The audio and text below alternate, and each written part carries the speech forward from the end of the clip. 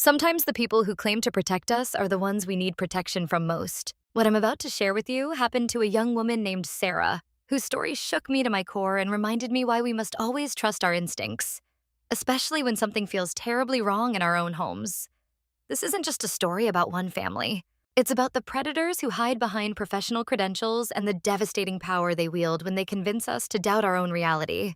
Before I tell you Sarah's story, I want you to imagine for a moment what it would feel like to lose your privacy completely, to have your most intimate moments broadcast to strangers for profit, all while the person doing it convinced everyone around you that it was for your own good. Imagine trying to convince your father that your stepmother was exploiting you, only to have your words twisted into evidence of mental illness. This is the nightmare that Sarah lived through, and sadly, she's not alone. As women, we've been taught to question our own instincts, to defer to authority figures, especially those with impressive credentials.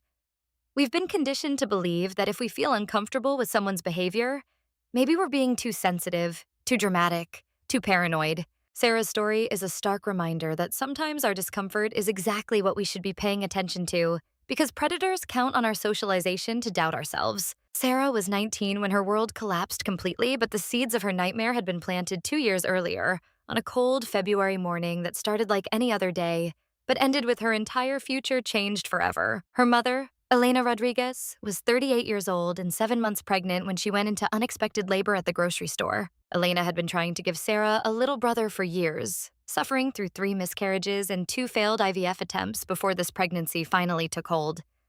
The whole family was overjoyed, especially Sarah, who had been dreaming of being a big sister since she was 12. But sometimes life has its own cruel plans, and neither Elena nor the baby survived the delivery complications that followed. Sarah found herself standing in a hospital corridor at 17 years old, still wearing her Emory University sweatshirt from a campus visit the week before, watching her father David crumble against the sterile white wall like a man whose soul had been ripped from his body. The sound he made when the doctor delivered the news wasn't quite human. It was the sound of a heart breaking so completely that Sarah wondered if people actually died from grief. Elena had been the heart of their family, the steady presence who remembered birthdays and school events and made their house feel like home, rather than just a place where they slept. She worked as a veterinary assistant and had planned to go back to school to become a veterinarian herself once Sarah graduated high school.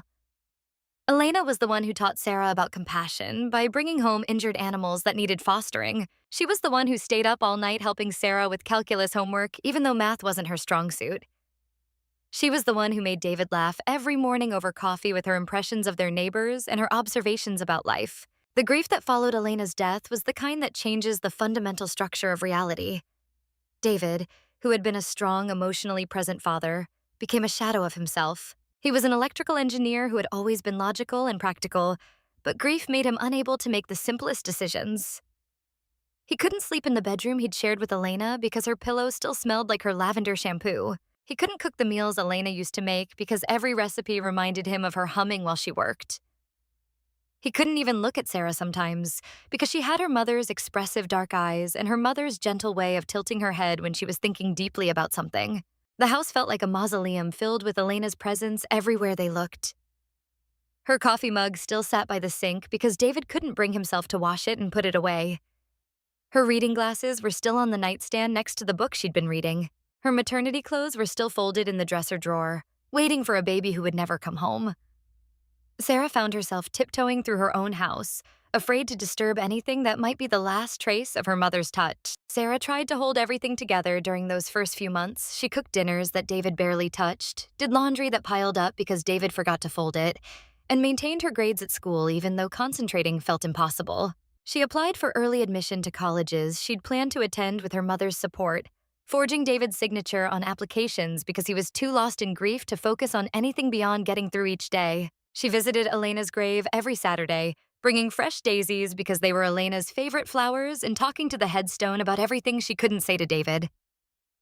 That's when Catherine Blackwell entered their lives. She was David's grief counselor, recommended by the hospital's bereavement team as someone who specialized in sudden loss and family trauma. Catherine seemed like exactly what they desperately needed at the time. She was a licensed clinical psychologist with an impressive office in downtown Atlanta. Warm brown eyes that conveyed empathy, and a voice that spoke in measured, therapeutic tones that made everything sound manageable and hopeful. Catherine had all the right credentials displayed on her office wall: a doctorate from Duke University, certifications from multiple professional organizations, awards for her work with bereaved families. She spoke knowledgeably about the stages of grief, the importance of processing trauma in healthy ways, and the need for structure during times of emotional chaos. She had specialized training in adolescent psychology and family systems therapy. On paper, she was exactly the kind of professional who could help their family navigate the devastating loss that had shattered their world. David began seeing Catherine twice a week, and slowly, Sarah watched her father start to function again. He began showering regularly, eating meals without prompting, and even occasionally laughing at something Catherine had said during their sessions. Catherine gave him homework assignments that helped him process his grief in what seemed like constructive ways. She helped him understand that his inability to make decisions was a normal response to trauma, that his emotional numbness was temporary, and that healing would happen gradually, with the right professional support. What Sarah didn't realize at the time was how carefully Catherine was studying their family dynamic during those sessions. How she was taking detailed notes not just about David's grief process, but about Sarah's daily routine, her behavioral patterns, her relationship with her father, her vulnerabilities and coping mechanisms. Catherine was building a comprehensive psychological profile, but not for the reasons any of them thought. She was studying their family the way a predator studies prey, looking for weaknesses she could exploit and dependencies she could create. Catherine began asking David increasingly detailed questions about Sarah's behavior at home. Was she sleeping through the night? What was she eating? How much time was she spending alone in her room? Was she communicating with friends? Was she showing any signs of acting out sexually or engaging in risky behaviors? Catherine explained that adolescents who lose their mothers often develop complex psychological responses that require careful monitoring. She cited studies about the correlation between maternal loss and behavioral problems in teenage girls. 6 months after Elena's death, David announced to Sarah that he'd asked Catherine to marry him. Sarah's stomach dropped when she heard the news, but she tried to be supportive because her father needed something to live for. And Catherine had helped him smile again for the first time since the funeral. Catherine had helped him remember how to eat dinner without staring at Elena's empty chair, how to watch television without breaking down during commercials that reminded him of things Elena used to laugh at, how to get through an entire day without calling Elena's phone just to hear her voicemail message. The wedding was small and private, held in Catherine's office building with just a few witnesses from Catherine's professional network. Sarah wore the black dress she'd bought for her mother's funeral because it was the only formal clothing she owned, and David couldn't bring himself to go dress shopping for such an occasion. Catherine wore a simple cream-colored suit and carried a small bouquet of white roses. There were no photographs because Catherine said she believed in keeping personal moments private, which seemed thoughtful at the time but would later take on a more sinister meaning. Catherine moved into their suburban Atlanta home immediately after the wedding, bringing with her an extensive collection of psychology textbooks, carefully selected home decor items chosen for their therapeutic properties, and very strong opinions about what constituted a healthy living environment for a family recovering from trauma. She had color charts that explained how different paint shades affected mood and behavior. She had feng shui principles that governed furniture placement for optimal emotional healing. She had research studies about the psychological impact of clutter and the importance of minimalist living spaces for mental health. The changes Catherine made to their home started immediately, but they were so gradual and so expertly framed as therapeutic interventions that Sarah didn't recognize them as the systematic dismantling of her family's history and her own autonomy. Catherine began by redecorating Elena's personal spaces, explaining to David that holding on to physical reminders of their loss prevented psychological healing and made it impossible to move forward in healthy ways. Elena's reading corner was the first to disappear. The cozy nook by the living room window where she'd spent hours reading mystery novels and medical textbooks. The overstuffed armchair with the faded floral pattern that Elena had inherited from her own mother was donated to charity because Catherine explained that dated furniture patterns could trigger depressive episodes in people processing loss. The small bookshelf filled with Elena's romance novels and veterinary reference books was emptied and repurposed for Catherine's professional journals and self-help books about grief recovery. Then Elena's recipe collection disappeared from the kitchen. The shoebox filled with handwritten index cards covered in Elena's neat cursive, documenting decades of family meals and holiday traditions, was packed away because Catherine believed that trying to recreate deceased family members' cooking could become an unhealthy obsession that prevented acceptance of loss. Elena's favorite mixing bowls, the set of ceramic bowls painted with roosters that she'd bought at a flea market during her first year of marriage, were replaced with sterile stainless steel bowls that Catherine said were more hygienic and easier to maintain. Elena's jewelry, including her wedding ring that David had been keeping on his dresser, was packed away in a storage box because Catherine explained that displaying a deceased person's personal items could create shrines that interfered with healthy grieving processes. Elena's quilts, including the wedding ring pattern quilt her grandmother had made for her marriage, were stored in the attic because Catherine believed that sleeping under deceased family members' belongings could cause nightmares and disrupt sleep patterns. Catherine painted every room in the house with colors she described as therapeutic neutrals, pale grays and beiges that she said promoted calm and reduced emotional volatility. She removed Elena's bright yellow kitchen walls that had made the room feel sunny even on cloudy days, painting them a soft gray that she said was more conducive to healthy eating habits. She covered Elena's colorful accent walls with neutral tones because she explained that bright colors could trigger trauma responses in adolescents who had experienced sudden loss. Catherine also began sharing her professional opinions about Sarah's behavior during family dinners, speaking in clinical language that sounded authoritative and caring to David's grieving ears. She discussed how teenage girls who lose their mothers often develop attachment disorders and begin acting out sexually as a way to seek male validation and attention. She cited recent studies about the correlation between maternal loss and risky behaviors like substance abuse, promiscuity, and self-harm in adolescent females. Catherine mentioned Sarah's name in the same breath as clinical terms like at-risk youth and developing patterns of concern. She pointed out that Sarah's good grades might actually be a red flag indicating perfectionism and unhealthy coping mechanisms. She suggested that Sarah's part-time job at the local bookstore showed signs of avoidance behavior, using work to escape processing her grief in appropriate therapeutic ways. She noted that Sarah's volunteer work at the animal shelter, where she'd worked with Elena, might be an unhealthy attempt to maintain connection with her deceased mother. Catherine explained that adolescents often masked their psychological distress by overachieving academically and maintaining the appearance of normalcy while struggling with complex internal trauma responses. She told David that parents who had experienced their own significant loss were often unable to recognize warning signs in their children because their own grief clouded their judgment and made them vulnerable to manipulation by troubled teenagers who knew how to exploit parental guilt and emotional vulnerability. Sarah tried to object to these characterizations, tried to explain that she was just sad and trying to honor her mother's memory by continuing activities they'd shared, but Catherine had a professional explanation for every response Sarah made. Denial was typical in adolescents with unresolved grief issues. Minimization of symptoms was actually a red flag indicating deeper psychological disturbance that required professional intervention. Anger toward therapeutic figures was a common defense mechanism used by teenagers to avoid confronting painful truths about their mental health status. The more Sarah protested Catherine's assessments, the more Catherine's theories seemed to be confirmed in David's mind. Sarah found herself trapped in a psychological maze where every response she made was used as evidence against her mental stability. If she defended herself calmly, Catherine noted that emotional flatness was concerning. If she responded with frustration, Catherine pointed out that teenage anger was a warning sign of deeper problems. If she tried to ignore Catherine's comments, Catherine explained that withdrawal was a symptom of developing depression that needed immediate attention. Catherine began documenting these dinner conversations in what she described as case notes for Sarah's psychological profile. She carried a small notebook that she claimed was for professional development purposes, recording Sarah's responses to various topics and situations.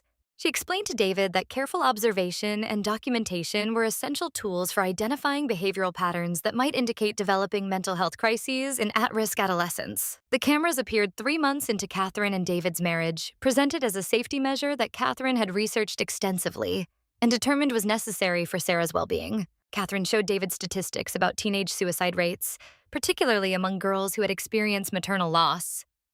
She presented him with case studies of adolescents who had harmed themselves during unsupervised nighttime hours when parental monitoring was minimal. She explained that girls Sarah's age often engaged in self-harm behaviors like cutting, burning, or hair pulling as ways to cope with emotional pain they couldn't express verbally. Catherine recommended installing cameras in Sarah's bedroom, the hallway outside her room, and positioned to monitor the bathroom door, because she explained that bathroom privacy could enable dangerous behaviors like self-induced vomiting or medication overdoses. She showed David liability forms that explained how parents could be held legally responsible if something happened to their minor children while proper safety measures weren't in place. She presented documentation from other families who had lost teenage children to suicide and wished they had implemented monitoring systems that might have prevented tragedy. David helped Catherine install the cameras, avoiding Sarah's eyes when she begged him to reconsider this massive invasion of her privacy. He was so desperate for professional guidance, so afraid of failing as a single parent, so terrified of losing Sarah the way he'd lost Elena. that he couldn't see how his daughter's basic human dignity was being systematically stripped away.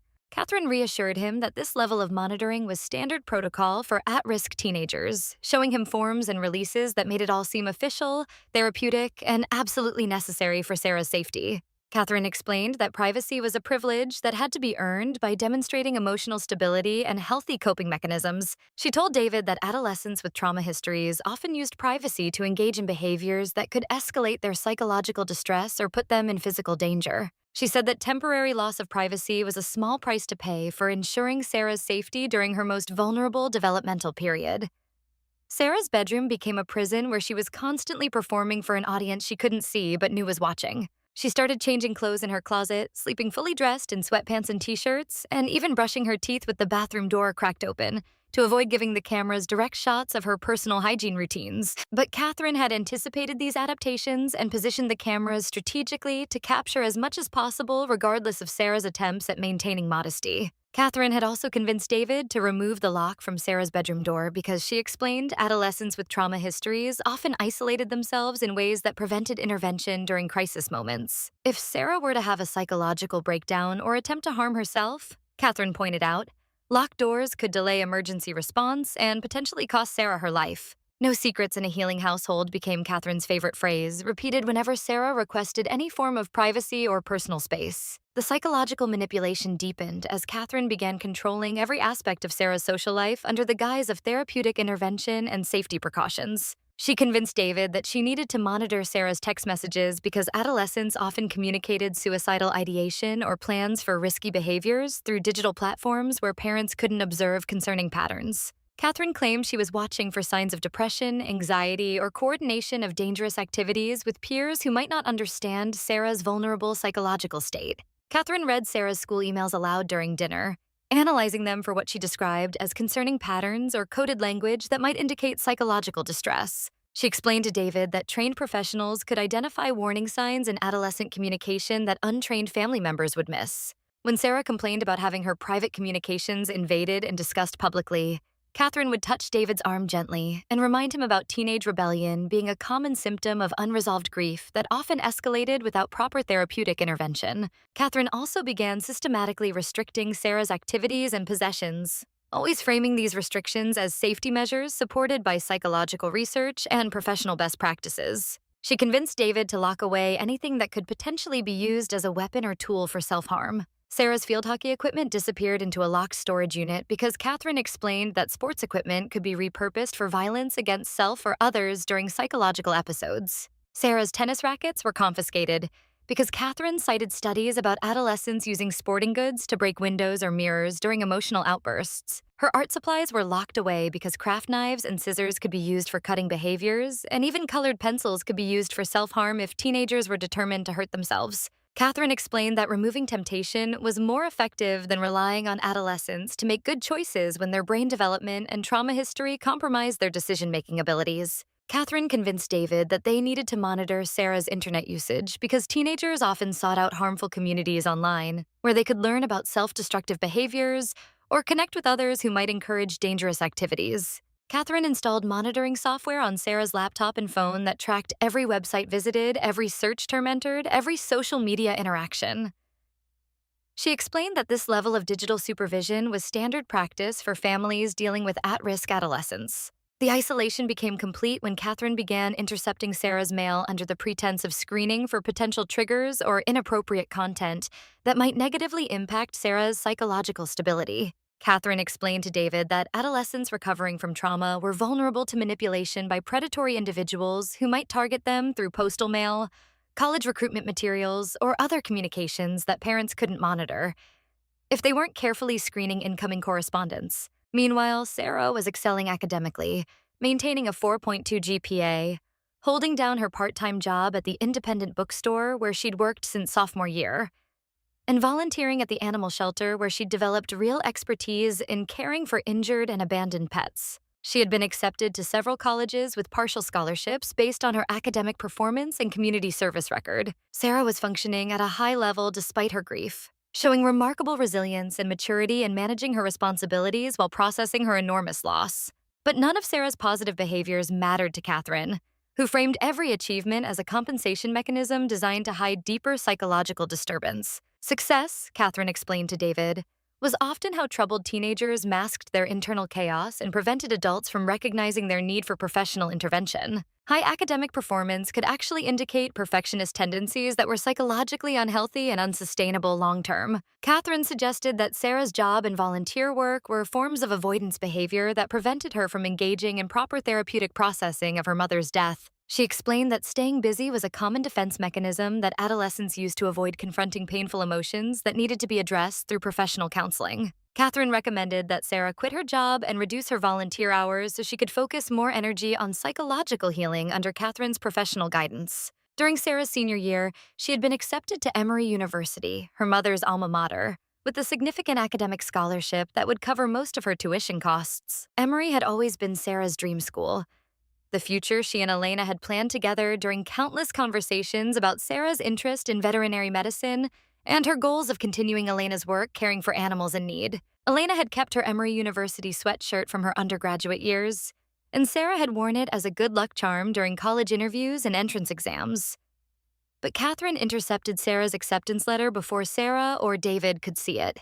That evening at dinner, Catherine placed the opened envelope on the table like evidence in a criminal case, explaining to David that she had taken the liberty of reviewing Sarah's college correspondence because sudden acceptance to competitive universities could trigger psychological episodes in adolescents who weren't adequately prepared for major life transitions. Catherine explained that college would be far too stressful for someone with Sarah's psychological profile and unresolved trauma history. Environmental changes, she told David, could trigger violent episodes in at-risk youth who were already struggling with impulse control and emotional regulation issues. She cited case studies of students who had experienced complete psychological breaks when faced with academic pressure combined with living away from home for the first time. Catherine pointed out that Sarah would be living in dormitories with other teenagers who might not understand her psychological vulnerabilities and could potentially exploit her emotional instability for their own purposes. She explained that college campuses were environments where substance abuse, sexual experimentation, and other risky behaviors were normalized,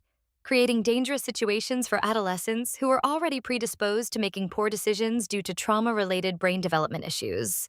David stared at his plate during this conversation, and when Sarah begged him to reconsider, to remember how proud Elena would have been to see Sarah accepted to her alma mater, he simply said, "Catherine knows best. She's the professional. She has the training to understand what's safest for you right now.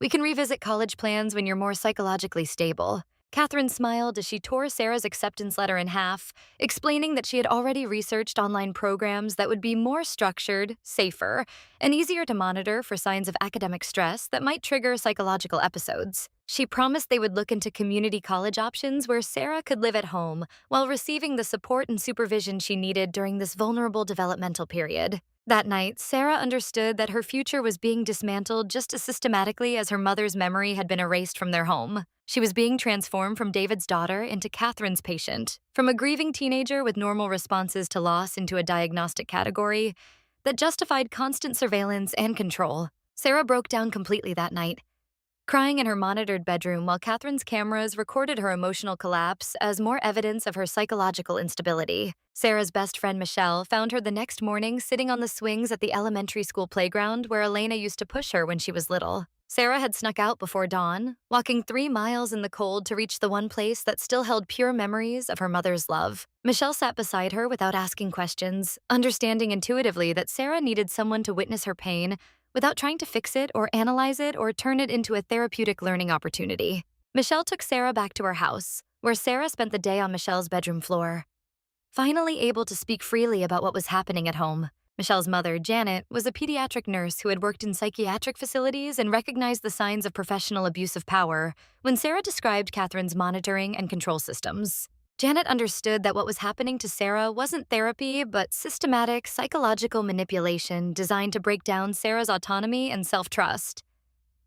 That afternoon, Michelle made a discovery that changed everything and revealed the true scope of Catherine's criminal operation.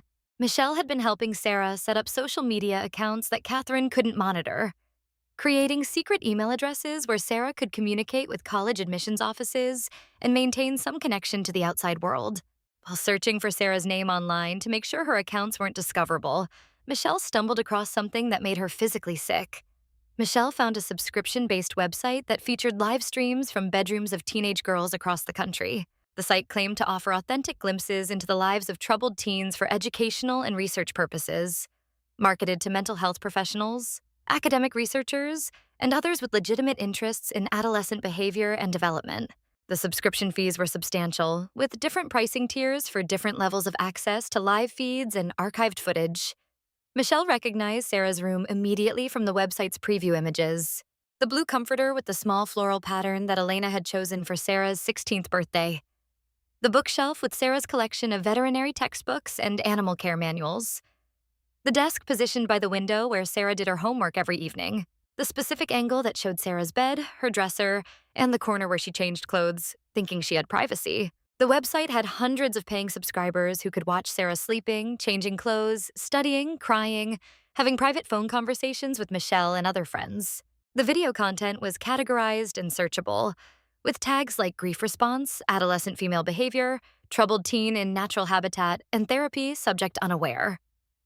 Subscribers could request specific content and pay premium fees for extended recordings of particular activities or behaviors. Michelle took screenshots of everything she could access without paying for a subscription, including the pricing structure, the subscriber comments section where viewers made disturbing requests for specific content, and the clinical-sounding descriptions that made Sarah's most private moments sound like research data. Some subscribers had been watching Sarah for months, discussing her behavior patterns, her physical development, her emotional responses to various situations as if she were a laboratory animal rather than a human being with rights and dignity. The videos were time-stamped and categorized with descriptions that read like psychological case studies, but were actually marketing materials designed to entice subscribers who had specific interests in watching teenage girls. Subject exhibits typical avoidance patterns after trauma exposure. Nighttime anxiety behaviors documented for research purposes. Grief responses in adolescent females require careful observation for academic study. Each video title made Sarah's pain sound like valuable scientific data, rather than the exploitation of a vulnerable teenager. Michelle showed Sarah the screenshots when she returned from the playground, and Sarah ran to Michelle's bathroom and vomited until there was nothing left in her stomach. She'd been performing her most private moments for strangers who paid money to watch her suffer, all under the guise of Catherine's therapeutic supervision and with her father's unknowing permission. Sarah understood that every movement in her bedroom, every moment of grief, every attempt at maintaining dignity had been broadcast to people who found entertainment in her vulnerability. The revelation that her privacy had been completely violated for profit was devastating. But even worse was the realization that Catherine had been documenting and selling Sarah's trauma for months, while convincing David that the monitoring was necessary for Sarah's safety. Every tear Sarah had shed over her mother's death. Every night she'd fallen asleep holding Elena's pillow. Every morning she'd struggled to get out of bed and face another day without her mother had been content for Catherine's subscribers. Michelle and Sarah decided they needed to gather more evidence before confronting anyone about what they'd discovered. They planned carefully, waiting for an evening when David and Catherine would be away from the house long enough for them to search Catherine's office and computer for documentation that could prove the scope of her operation. David had been having increasing memory issues that Catherine attributed to stress and grief, but which were actually symptoms of medication interactions that Catherine was deliberately creating. Catherine had convinced David that he needed higher doses of anxiety medication to cope with the stress of parenting a troubled teenager while processing his own grief. She had been prescribed the same medication for her own anxiety, but was giving David her pills in addition to his own prescription, creating dangerous interactions that left him confused, compliant, and unable to think clearly about what was happening in his own home. While David was in this chemically induced fog, Michelle and Sarah broke into the house during one of Catherine's evening appointments with other clients.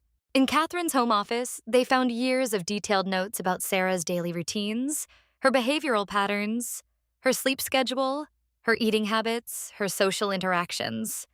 But these weren't therapeutic observations designed to help Sarah heal from her trauma. They were marketing materials for the streaming website. Detailed descriptions designed to entice subscribers who had specific interests in watching teenage girls in vulnerable situations. Catherine had been documenting Sarah's most private behaviors and selling them as research data to people who paid premium prices for access to what they believed was authentic footage of a troubled teenager in her natural environment. The psychology notes were actually fantasy scenarios that viewers had requested through the website's custom content feature. Troubled teen works through anxiety by exercising in minimal clothing. Grieving daughter struggles with identity issues during clothing changes.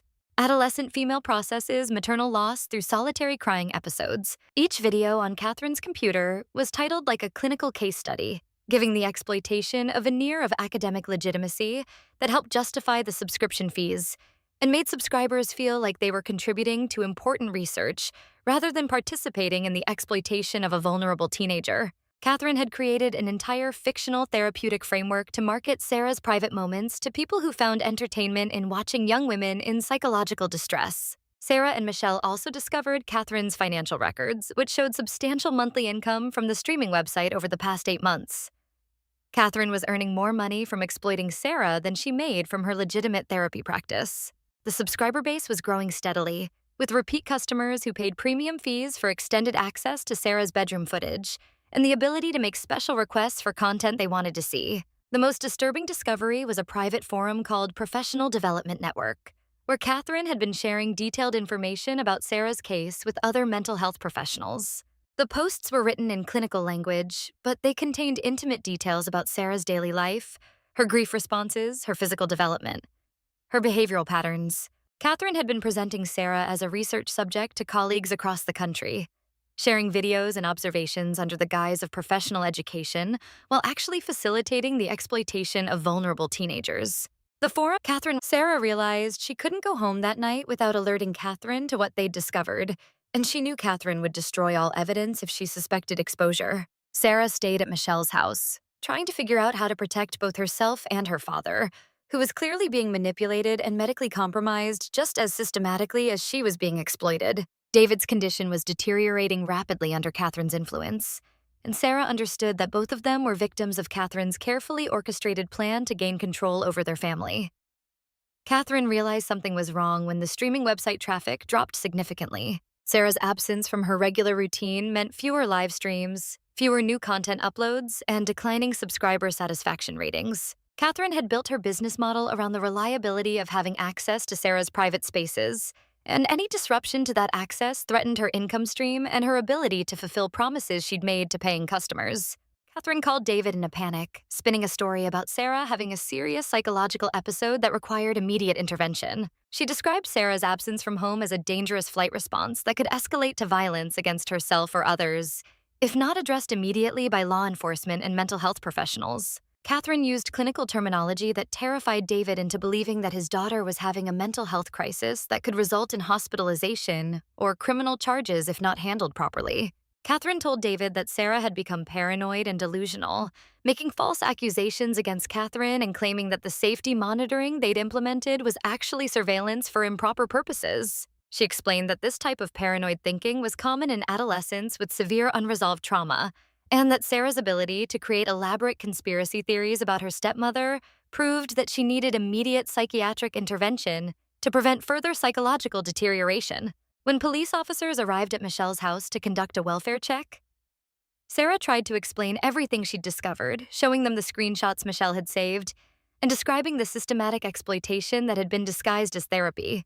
The officers listened politely, but they looked skeptical as they heard a 19-year-old girl accusing a licensed psychologist of operating an illegal streaming website and systematically drugging her father. Catherine had already contacted the police department's crisis intervention team, providing them with copies of Sarah's psychological profile and explaining that Sarah was experiencing a mental health emergency that required specialized handling. Catherine had prepared for this possibility by documenting months of supposed concerning behaviors and had established herself as the professional expert on Sarah's mental health status with local law enforcement. The officers explained that Catherine had already taken down any questionable content from her computers and had reported her monitoring equipment stolen, claiming that Sarah had become violent during a therapeutic intervention and had destroyed property during what Catherine described as a psychotic episode. Without the streaming website still active and without physical evidence of the exploitation, the situation became Sarah's word against a licensed professional with years of credentials and documentation. Sarah found herself trapped in an impossible situation that Catherine had expertly engineered. If Sarah went home to gather more evidence, Catherine would destroy everything and escalate her claims about Sarah's mental instability. If Sarah stayed away from home, Catherine would continue her narrative about Sarah having a dangerous psychological episode that required institutional intervention. The police handed Sarah a business card and told her to document everything she could, but without concrete proof of ongoing criminal activity, they couldn't take action against a licensed professional. That night, Sarah sat in Michelle's bedroom, staring at the printouts they'd made from Catherine's computer before Catherine could delete the evidence. The financial records showing monthly payments from the streaming website, the subscriber lists with hundreds of names and email addresses, the forum posts where Catherine had shared intimate details about Sarah's private life with colleagues who treated her like a research specimen rather than a human being deserving of dignity and respect. The most devastating discovery was the extent of Catherine's professional network and how many other families were being similarly exploited. The forum discussions revealed that Catherine's operation was not unique. There were mental health professionals across the country who were using their access to vulnerable families to create content for subscribers who paid premium prices to watch teenagers in private moments. The professional credentials that families trusted were being used as weapons against the very people these professionals claimed to help. Sarah realized she needed adult allies who understood the complexities of professional misconduct and had the expertise to challenge Catherine's authority within the mental health system. Michelle's mother, Janet, connected Sarah with Rebecca Martinez, a civil rights attorney who specialized in cases involving medical professionals who violated patient trust and exploited their position of authority for personal gain. Rebecca had seen cases like Catherine's before and understood how predators deliberately chose helping professions because the power dynamic made victims less likely to be believed when they tried to report abuse. Rebecca explained that people who abused their professional credentials counted on society's tendency to defer to authority figures, especially those with impressive educational backgrounds and therapeutic training. Rebecca immediately filed for protective orders while beginning a comprehensive investigation into Catherine's background and professional history. What they discovered was a pattern of behavior that spanned multiple states and involved dozens of families who had been similarly manipulated and exploited. Catherine had been operating under different names and credentials for more than 15 years, leaving each location just before complaints could be fully investigated or criminal charges could be filed. The investigation revealed that Catherine's current license had been obtained under a false identity after she had surrendered her original credentials in Colorado, following allegations of inappropriate conduct with minor patients. The references and educational credentials she had used to establish her practice in Georgia were fabricated, and she had been practicing psychology illegally while representing herself as a licensed professional to families who trusted her expertise. Rebecca worked with law enforcement to trace the financial networks that supported Catherine's exploitation scheme. The streaming website was connected to offshore servers and international payment processing systems that made tracking difficult, but the investigation revealed substantial monthly income that Catherine had been hiding from tax authorities while claiming business expenses related to her legitimate therapy practice. Meanwhile, David's medical condition continued to deteriorate as Catherine increased his medication dosages to maintain his compliance and confusion. The memory issues Catherine attributed to stress and grief were actually symptoms of dangerous drug interactions that Catherine was deliberately creating by giving David her own prescribed medications in addition to his legitimate prescriptions. The fog that made David so willing to defer to Catherine's judgment was chemically induced, part of her systematic plan to maintain control over his decision-making capacity. When Rebecca presented evidence of financial fraud, identity theft, medical abuse, and child exploitation, authorities finally understood the scope of Catherine's criminal operation. Catherine's professional colleagues began distancing themselves as the investigation expanded and evidence mounted. The network of professionals who had protected her credibility through referrals and testimonials crumbled when faced with documented proof of systematic criminal behavior disguised as therapeutic intervention. The day of Catherine's arrest became a reckoning for Sarah's entire community. Neighbors who had praised Catherine's dedication to helping troubled families suddenly remembered feeling uncomfortable about her intrusive questions regarding their own children's behavior and development. Teachers who had accepted Catherine's explanations for changes in Sarah's academic performance and social interactions realized they had been manipulated into participating in Sarah's isolation from potential sources of support. Parents in their school district began questioning other mental health professionals they had trusted with their family's private information. The case sparked community conversations about how to distinguish between legitimate therapeutic intervention and professional misconduct disguised as treatment. Local law enforcement agencies revised their protocols for responding to reports that involved licensed professionals to ensure that credentials alone could not be used to dismiss allegations of abuse. David's recovery was slow and emotionally devastating as the medication cleared his system and he had to confront the reality of what he had enabled while under Catherine's influence. He had chosen to believe a professional over his own daughter's protests. He had participated in stripping away Sarah's privacy and autonomy. He had allowed his grief to make him vulnerable to a predator who used his love for Sarah as a weapon against both of them. The guilt David experienced was overwhelming. He had failed to protect Sarah from exploitation that happened in their own home. Under his supervision, with his permission, he had been so desperate for professional guidance in navigating single parenthood and grief that he had surrendered his parental judgment to someone who manipulated his trust for criminal purposes. David struggled with understanding how his grief had been weaponized against his daughter and how his desire to be a good father had been exploited to facilitate Sarah's abuse. Sarah and David began intensive family therapy with Dr. Elena Williams, a carefully vetted counselor who had extensive experience working with families who had survived professional misconduct and coercive control. Williams specialized in helping families understand how systematic manipulation worked and how predators used professional credentials to exploit normal human vulnerabilities, like grief, love, and the desire to trust expert guidance. Dr. O. Williams helped Sarah and David understand that Catherine's manipulation had been expertly designed to exploit their specific vulnerabilities as a family grieving the loss of a wife and mother.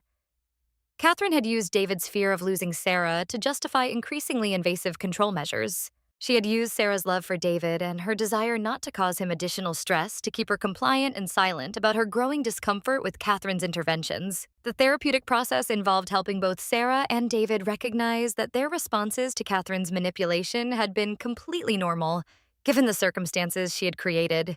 David's willingness to defer to professional expertise was not a character flaw, but a reasonable response to feeling overwhelmed by single parenthood while processing his own grief. Sarah's attempts to comply with therapeutic recommendations that felt wrong were not weakness, but evidence of her maturity and her desire to protect her father from additional stress.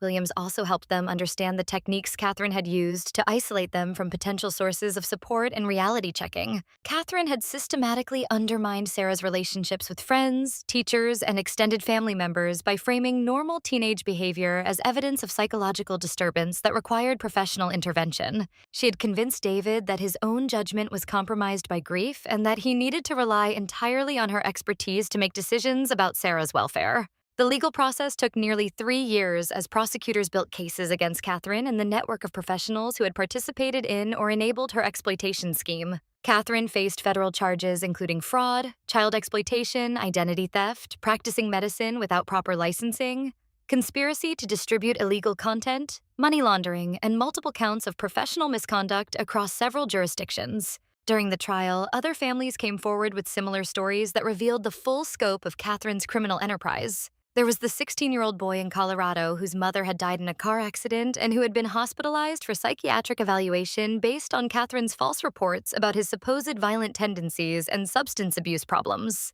There was the 14-year-old girl in Texas whose parents were going through a difficult divorce and whose private conversations with friends had been recorded and shared with her father's attorney to influence custody arrangements. Each family had been carefully selected for their vulnerability to professional manipulation.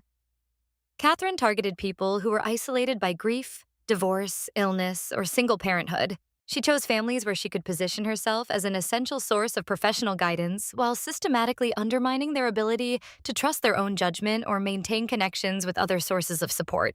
The trial revealed that Catherine had been operating streaming websites targeting vulnerable teenagers in multiple states for more than a decade. She had generated hundreds of thousands of dollars in subscription revenue by marketing private footage of adolescents in their bedrooms, bathrooms, and other private spaces. She had sold private patient information to data brokers who specialized in targeting vulnerable families with specific products and services designed to exploit their emotional and financial vulnerabilities. Catherine had also participated in a professional network that traded private content and personal information for profit while maintaining the appearance of legitimate research and therapeutic intervention. The network included licensed professionals who used their access to vulnerable patients to create content for subscribers who paid premium prices to watch private moments of psychological distress, physical vulnerability, and emotional breakdown. Sarah's testimony during the trial was powerful and heartbreaking as she described the psychological impact of discovering that her most private moments had been broadcast to strangers for entertainment and profit. She spoke about the violation of realizing that her grief over her mother's death,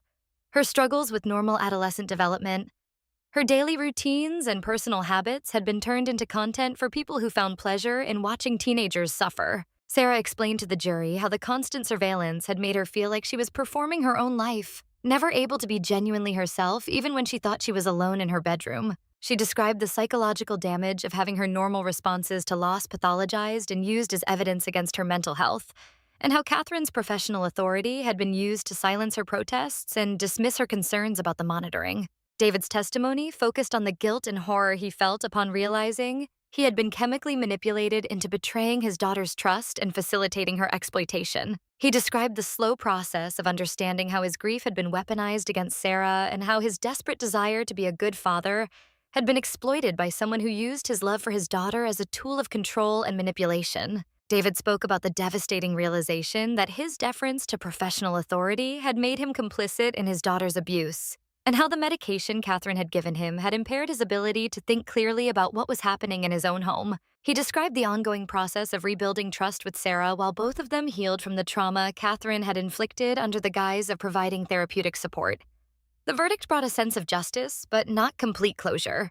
Catherine was sentenced to 25 years in federal prison without the possibility of parole, with mandatory psychiatric treatment and lifetime registration as a sex offender. She would never be allowed to practice psychology again or work in any professional capacity that involved access to vulnerable individuals or families. The criminal convictions opened the door for civil lawsuits that provided some financial compensation for the families Catherine had exploited, but no amount of money could fully address the psychological damage she had caused or restore the years of development and opportunities that had been stolen from her victims. The financial settlements did help families pay for ongoing therapeutic treatment and educational opportunities that had been disrupted by Catherine's interventions. Sarah used her settlement to complete her undergraduate education at Emory University, finally fulfilling the dream she had shared with her mother. She pursued veterinary medicine with the same passion Elena had shown for caring for animals in need, finding healing in work that honored her mother's memory while building a future that Catherine had tried to destroy. Sarah also became an advocate for families dealing with professional misconduct,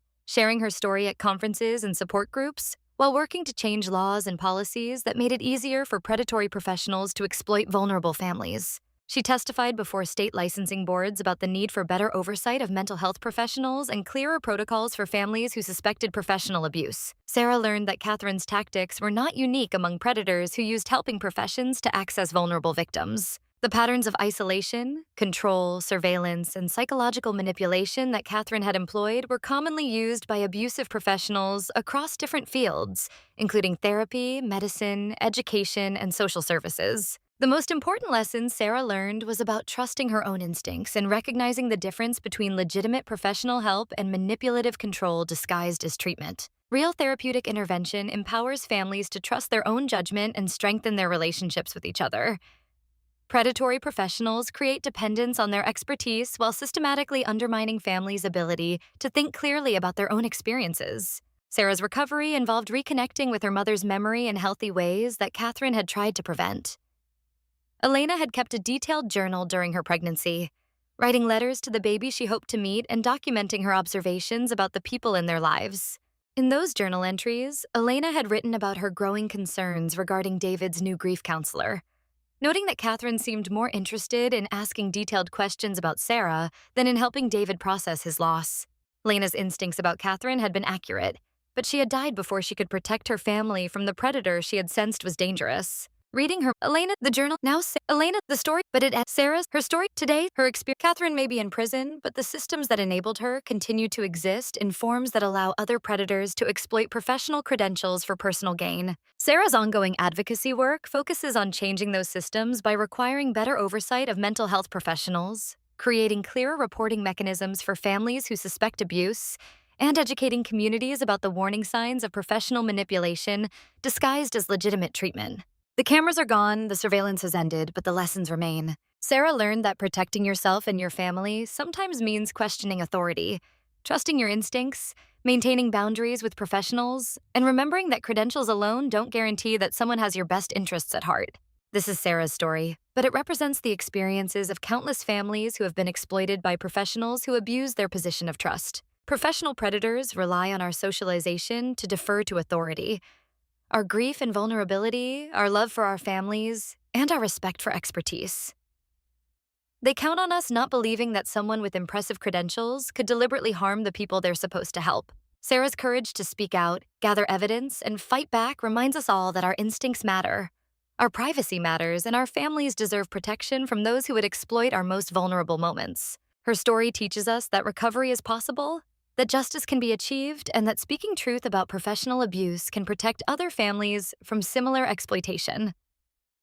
The ripple effects of Sarah's case extended far beyond her own family's healing. The investigation into Catherine's professional network led to policy changes in multiple states regarding the licensing and oversight of mental health professionals. New requirements were implemented for background checks that cross state lines, making it much more difficult for predatory professionals to simply relocate when their misconduct was discovered. Professional licensing boards revised their protocols for investigating complaints against licensed therapists, psychologists, and counselors. They created clearer pathways for families to report concerns without fear of retaliation or professional intimidation. Training programs for mental health professionals now include specific modules about maintaining appropriate boundaries with clients and recognizing the warning signs of colleagues who might be abusing their position of trust. Law enforcement agencies developed specialized training for officers responding to reports involving licensed professionals. Sarah's case demonstrated how easily victims could be dismissed when their abusers held impressive credentials and spoke in authoritative clinical language. Police departments learned to look beyond professional status when evaluating allegations of misconduct and to recognize the sophisticated manipulation techniques that predatory professionals often employed. Educational institutions began teaching students in psychology, social work, and counseling programs about the importance of ethical boundaries and the serious consequences of professional misconduct. Sarah's story became part of case study curricula, helping future mental health professionals understand how therapeutic relationships could be corrupted and the devastating impact such abuse had on vulnerable clients and their families. The streaming website investigation led to broader federal legislation targeting the exploitation of minors through digital platforms. New laws were passed requiring stronger identity verification for content creators and more rigorous monitoring of subscription-based platforms that claimed educational or research purposes. The case helped authorities understand how easily predators could hide behind claims of academic or therapeutic legitimacy to justify their criminal behavior. Mental health advocacy organizations used Sarah's case to push for patients' rights legislation that guaranteed families access to their own treatment records and required clear, informed consent for any monitoring or recording activities. The new laws specified that therapeutic interventions must be clearly explained in plain language, with families maintaining the right to refuse any treatment modalities that felt inappropriate or invasive. Support groups for families who had experienced professional abuse began forming in communities across the country, providing safe spaces for people to share their experiences without judgment and to learn from others who had faced similar manipulation. These groups became crucial resources for validation, practical advice, and emotional support during the often lengthy process of reporting abuse and seeking justice. The civil lawsuits that followed Catherine's criminal conviction established important legal precedents regarding the liability of institutions that employ abusive professionals. Hospitals, clinics, and private practice groups faced increased accountability for properly vetting their staff and responding appropriately to complaints about professional misconduct. The financial settlement sent a clear message that turning a blind eye to warning signs carried serious consequences.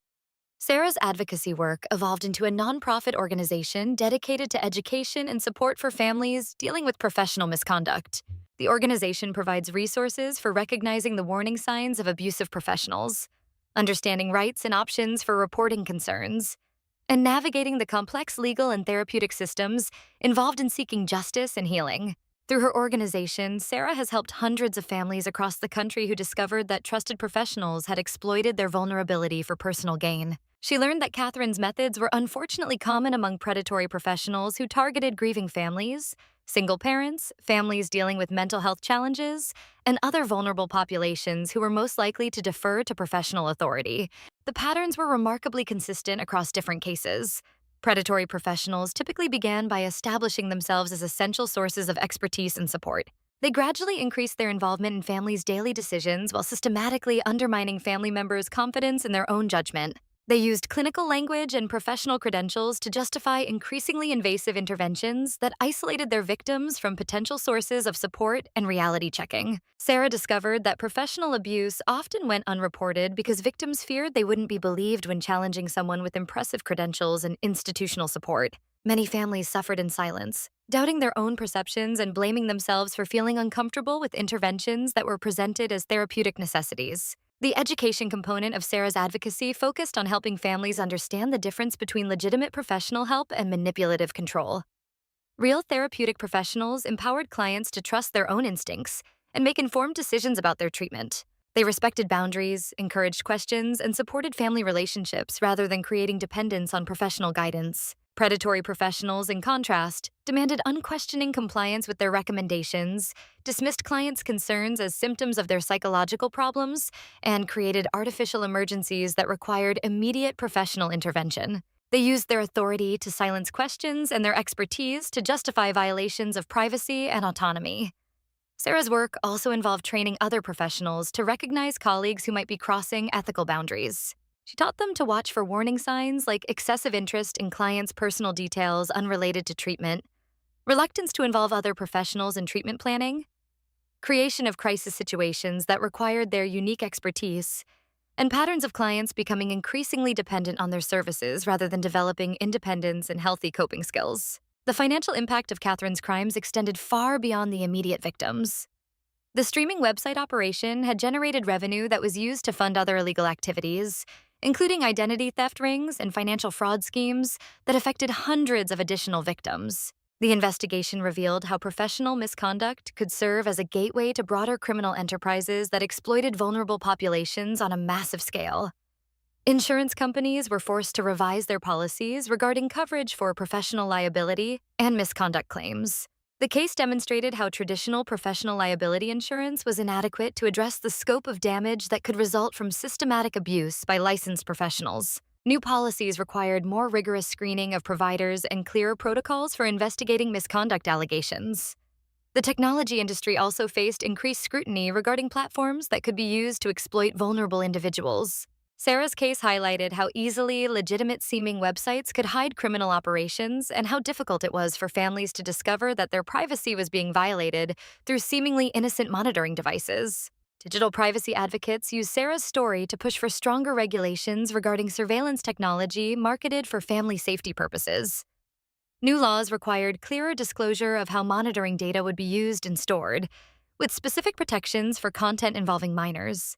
Companies selling home security and monitoring equipment faced increased liability for ensuring their products weren't used for illegal surveillance or exploitation. The psychological research community examined how Catherine had been able to use the language and methods of legitimate research to disguise her criminal activity. Academic institutions revised their protocols for research involving human subjects, particularly research that involved observation of private behaviors or collection of personal data from vulnerable populations. Professional conferences began including mandatory sessions about ethical research practices and the importance of protecting research participants from exploitation. Sarah was invited to speak at these conferences, sharing her story as a powerful reminder of how research could be corrupted and the devastating impact such abuse had on participants and their families. Years after Catherine's conviction, Sarah continues to encounter families who are just beginning to understand that they've been victimized by professionals they trusted. The process of recognizing professional abuse is often slow and painful, as victims must overcome their socialization to trust authority figures and their own guilt about not recognizing the manipulation sooner. Sarah learned to approach each family with patience and compassion, understanding that accepting the reality of professional abuse often requires grieving the loss of trust and safety that such relationships are supposed to provide. Families often blame themselves for not protecting their loved ones from abuse, even when the manipulation had been expertly designed to exploit normal human vulnerabilities. The healing process for families affected by professional abuse is complex and ongoing. It involves not only addressing the immediate trauma of the abuse itself, but also rebuilding the ability to trust professional helpers when genuine therapeutic support is needed. Many families struggle with knowing how to distinguish between legitimate professional help and potential manipulation, leading to either complete avoidance of professional services or hypervigilance that interferes with beneficial treatment relationships. Sarah's own continued therapy with Dr. Williams has helped her understand that her trauma responses are normal and that healing doesn't require forgetting what happened or returning to naive trust in authority figures. Instead, healing involves developing the ability to assess professional relationships carefully while remaining open to genuine help when it's needed. The anniversary of Catherine's arrest has become a day of reflection and recommitment for Sarah and her family. They use it as an opportunity to remember how far they've come in their healing process while acknowledging the ongoing vigilance required to protect themselves and others from similar exploitation. They also use it as a day to honor Elena's memory and the wisdom she showed in questioning Catherine's motivations even when she couldn't have known the full scope of the danger. David's recovery has been marked by significant personal growth as he learned to balance appropriate respect for professional expertise with trust in his own parental instincts. He developed relationships with other single parents who understood the vulnerabilities that grief and isolation can create, and he became an advocate for better support systems for families dealing with loss. The relationship between Sarah and David required years of careful rebuilding, with both of them learning to communicate honestly about their needs, fears, and boundaries. They discovered that healing from manipulation requires ongoing attention to maintaining healthy relationships and recognizing the early warning signs of controlling behavior in any context. Most importantly, Sarah's story reminds us that no one has the right to turn our private lives into their profit center, regardless of how many degrees they have or how much authority they claim to possess. Her courage in speaking out against professional abuse opened doors for countless other families to find their voices and seek justice for the violations they had endured. Professional credentials should inspire respect, not fear. Therapeutic relationships should empower families, not create dependence. And privacy should be protected, not exploited for entertainment or profit. Sarah's story teaches us that these principles are non-negotiable and that protecting them requires vigilance, courage, and community support.